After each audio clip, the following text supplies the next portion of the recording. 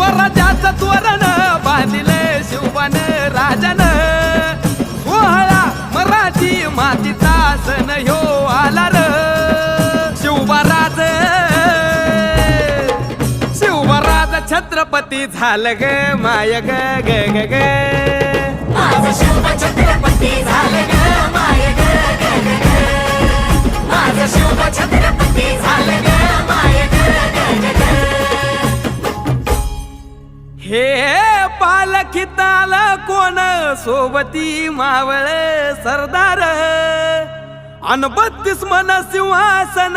त्यावरी बैसल कोण ग